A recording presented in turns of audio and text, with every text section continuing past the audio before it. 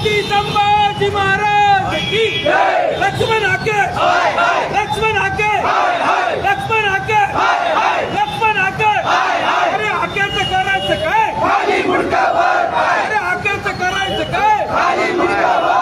नीट बंद करू आहे, नीट बंद करू आहे, नीट बंद करू आहे.